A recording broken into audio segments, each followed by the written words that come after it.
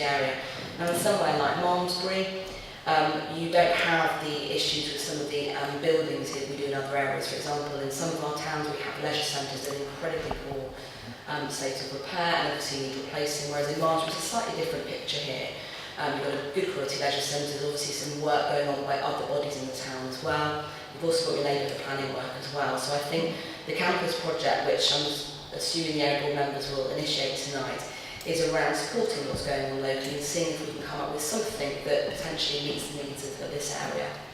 Local community involvement is critical to success, and what I'm here to do this evening is to launch the idea of establishing a community operations board. Now, the terms of reference for that board are in the agenda pack. Out the front there on the table is also some frequently asked questions and a note entitled Benefits of a Co-location, which talks about why the council is looking to bring services together in single locations.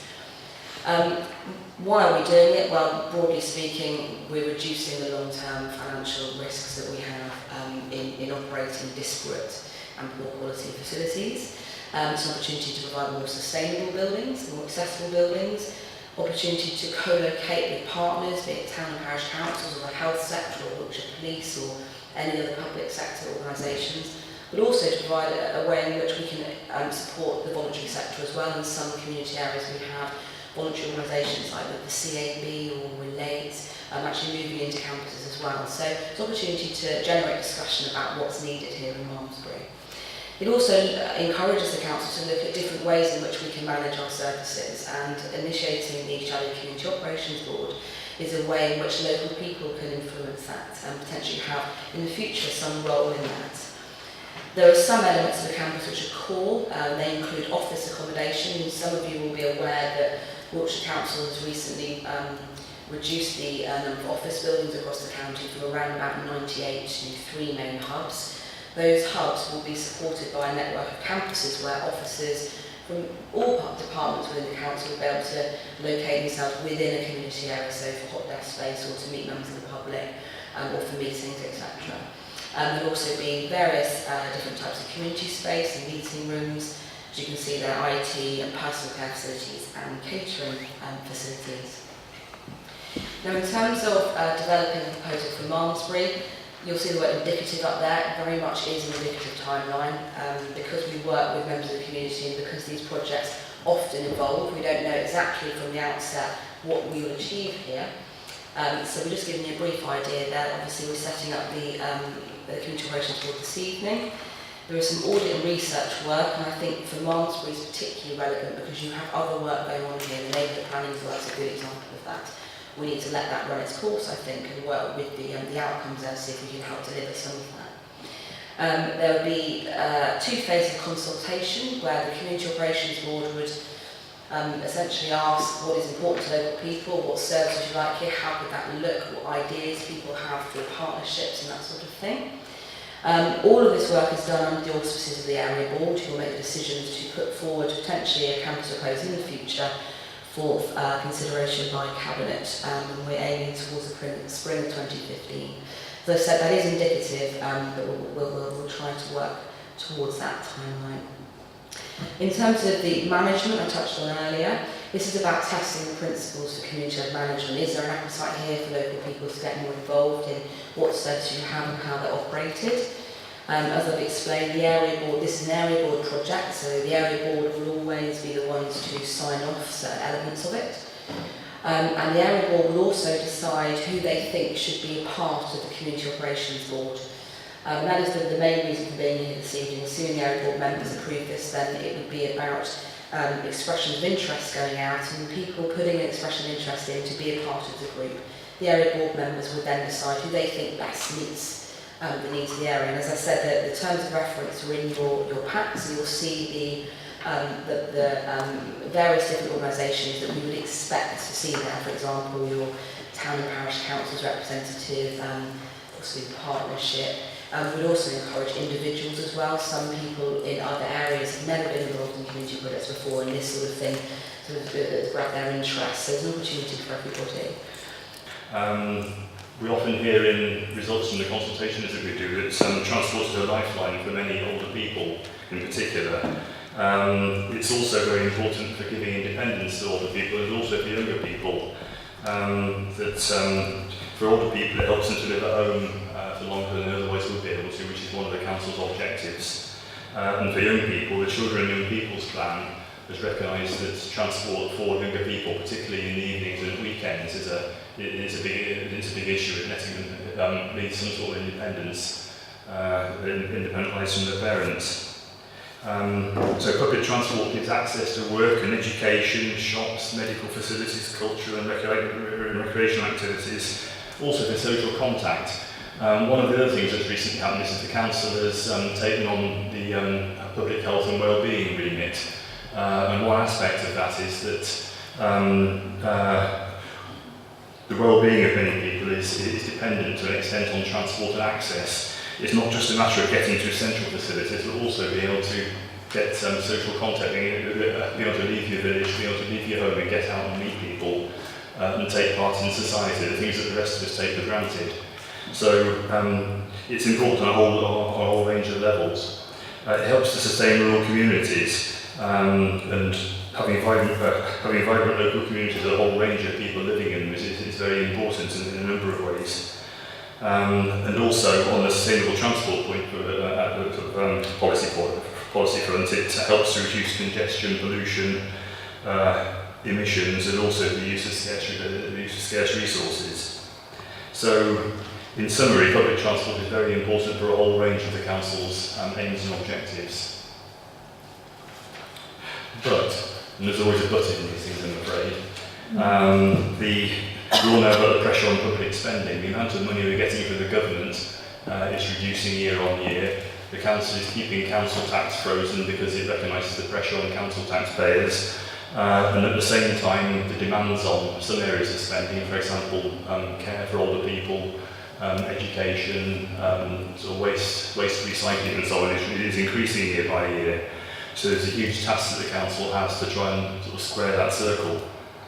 So the financial plan requires the council to make savings across all areas of activity, and public transport is not, it's not exempt from that. We've previously made a large number of efficiency and procurement savings in previous years. We've saved about £3 million in total from our overall transport budgets. But we've got to the point now where we're having to look at starting to reduce the services that we provide, and we can no longer achieve further savings through the procurement and efficiency sort of methods that we used before. It's down to actually looking for real reductions in the number of buses and drivers that are on the road at any one given time, because that's the way we can save. That's the way we can save money.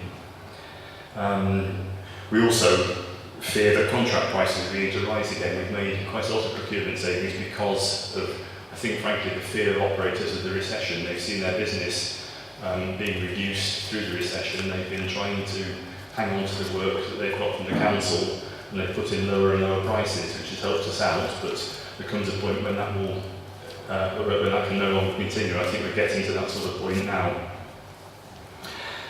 So we're having to look at, we're having to sort of develop a program of reviews, and we're looking to try and provide, we're trying to save money, but we're also trying to find a more financially sustainable way of meeting access needs for the long term. So it's not just about saving money, it's also about trying to provide something that is more financially sustainable in the long term.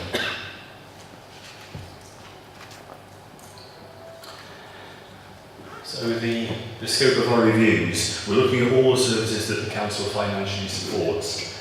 That's about half of the bus service mileage in the county in rough terms, particularly mileage in rural areas and out of the main cities and away from the main trunk routes, and in the evenings and on Sundays. Those are the ones that are almost always supported by the council. We spend about £4 million per annum, over £4 million per annum on supporting these services at the moment. We aren't including in the review the commercial services, which are the ones that are run on a profitable basis by bus operators. That accounts for about the other half of the bus mileage in the county as a whole. Most of it is in Salisbury City, on the city network, and on the interurban services, the big strong routes like Bath to Chippenham, Bath to Trowbridge to Warminster, Salisbury to Andover, things like this, where there's a lot of people and a lot lot of demand. Those are run by the operators with no input from the council whatsoever, no financial input and no say on the way the service is run.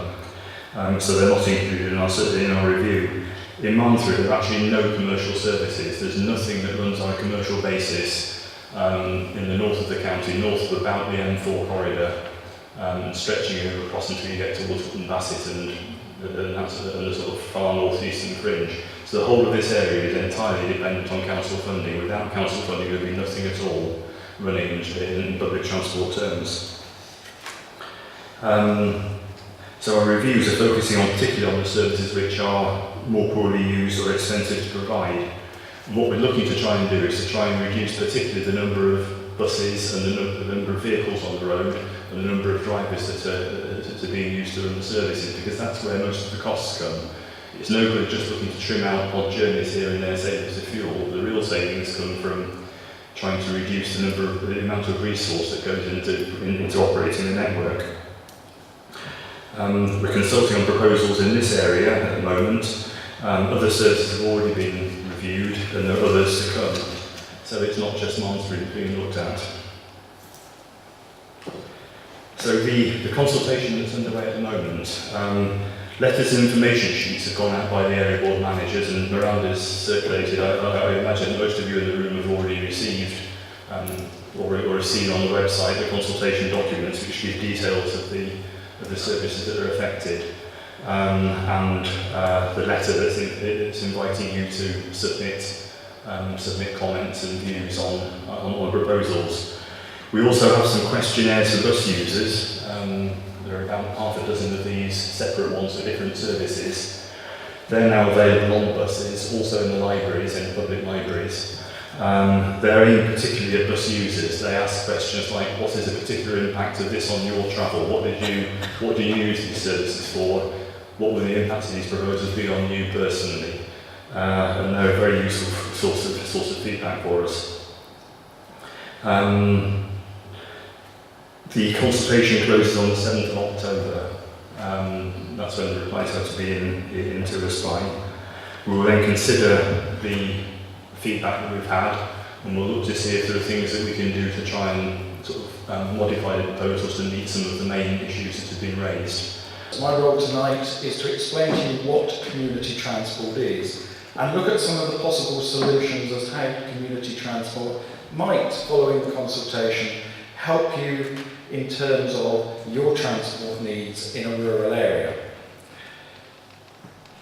So why community first? Well, we're funded by Wiltshire Council to provide services to community groups, both through link groups and community transport groups, and we're there to provide assistance, support to the groups whilst they're running, to actually look at new schemes that could come in and help people bring forward new schemes. As Ian said, to actually administer on behalf of Wiltshire Council the Wiltshire Community Transport Development Fund, which is there to help fund setting up and operations of community transport groups.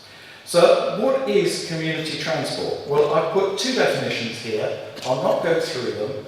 They're quite interesting definitions. One comes from the northeast of the UK and one comes from the southwest of the UK. But basically, they provide exactly the same thing. It's local communities operating transport systems for their needs in the local community. And those transport systems can be a variety of different methods, different operational criteria, which we'll talk about later on as we go through the presentation. So what have we got in community transport in Wiltshire already? Well, actually, we're one of the counties that has been going forward very rapidly, and with the help of Wiltshire Council, a lot of funding has gone in, a lot of work has gone in to create various community transport schemes already. If we take the 45 link schemes that are there, it's currently supporting over 1,000 people a week at the moment.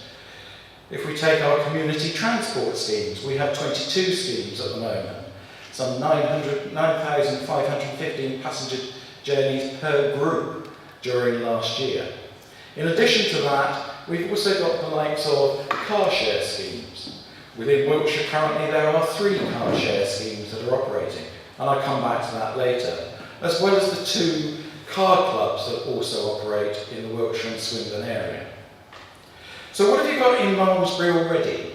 Well, there are 3 link schemes that are currently running. There are also 2 community transport groups running. The Cartmel we will hear about later, I think, if we have time, shall I say, currently. But we also have the Malmesbury District Community Minibus, 10-seater minibus at the moment, comes complete with a wheelchair lift for available use. We mustn't forget the work that Malmesbury Town Council puts in as well, in providing help and information in bus services, transport help, and providing solutions for people as well. So what is community transport? It's a very wide term, it covers all sorts of things. We'll start with the link schemes. They tend to be groups of like-minded people coming together to help service a need in the community. Basically, that need is supplied by people using their own cars to provide services, not only for transport, but it may be other help as well in the community. Predominantly, though, I do have to say these transport services, and it's targeted at helping people, those one-off or 2 passengers that might need to get to the hospital, the doctor's surgery, those sorts of needs for transport requirements. We then got the community transport groups.